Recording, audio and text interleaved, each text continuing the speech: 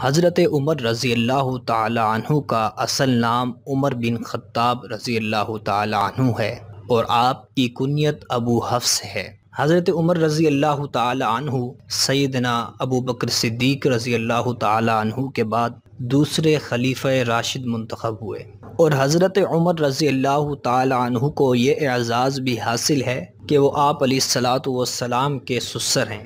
حضرت عمر رضی اللہ تعالی عنہ تاریخ اسلام کی اہم ترین شخصیات میں سے ایک ہیں۔ حضرت عمر بن خطاب رضی اللہ تعالی عنہ عشرہ مبشرہ میں سے ہیں۔ آپ علیہ الصلاۃ والسلام نے حضرت عمر بن خطاب رضی اللہ تعالی عنہ کا نام لے کر جنت کی بشارت عطا فرمائی۔ آپ صلی اللہ علیہ وسلم نے حضرت عمر رضی اللہ تعالی عنہ کا نام لے کر جنت کی خوشخبری سنائی۔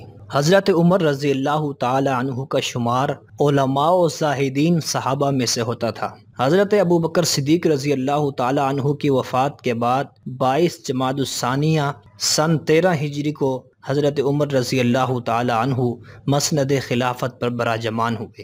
حضرت عمر بن خطاب رضی اللہ تعالی عنہ ایک باعظمت، انصاف پسند اور عادل حکمران مشہور ہیں۔ حضرت عمر رضی اللہ تعالی عنہ کی عدالت میں مسلم اور غیر مسلم دونوں کو یکساں انصاف ملا کرتا تھا۔ حضرت عمر بن خطاب کا یہ عدل اور انصاف ہی تھا جس کی وجہ سے حضرت عمر رضی اللہ تعالی عنہ کو فاروق کا لقب عطا کیا گیا۔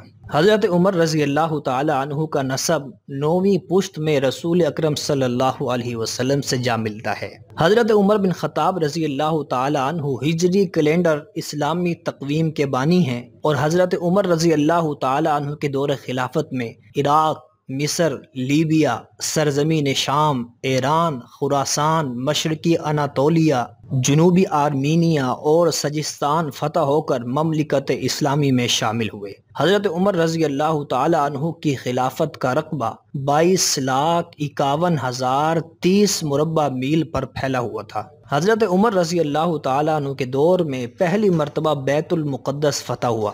آپ علیہ الصلاۃ والسلام نے فرمایا، اے عمر، شیطان تم کو دیکھتے ہی راستہ تبدیل کر لیتا ہے۔ نبی پاک صلی اللہ علیہ وسلم کا ارشاد گرامی ہے، جبرائیل و میکائیل میرے 2 آسمانی وزیر ہیں، جبکہ ابو بکر و عمر میرے 2 زمینی وزیر ہیں۔ ارشاد نبوی ہے کہ عمر اللہ کے دین کے معاملے میں سب سے زیادہ سخت اور مضبوط ہیں۔ 27 ذی الحجہ سن 23 ہجری بروز بدھ حضرت عمر رضی اللہ تعالی عنہ مسجد نبوی میں نماز فجر کی امامت کروا رہے تھے۔ نماز کے دوران ابو لؤلؤ فیروز نامی مجوسی غلام نے زہر آلود خنجر سے آپ کے جسم مبارک پر 3-4 وار کیے۔ حضرت عمر رضی اللہ تعالی عنہ زخمی ہو کر گر پڑے۔ حضرت عبد الرحمن ابن عوف رضی اللہ تعالی عنہ نے نماز پڑھائی۔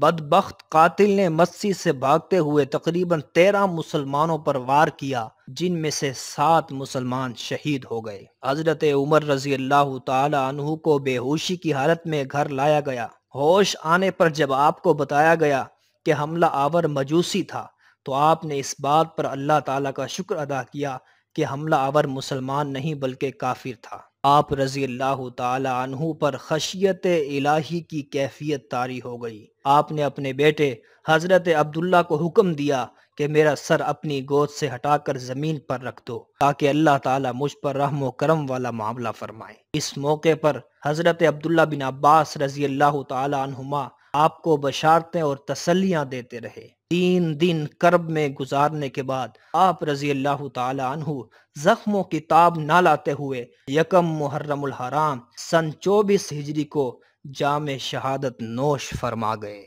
انا للہ و انا الیہ راجعون۔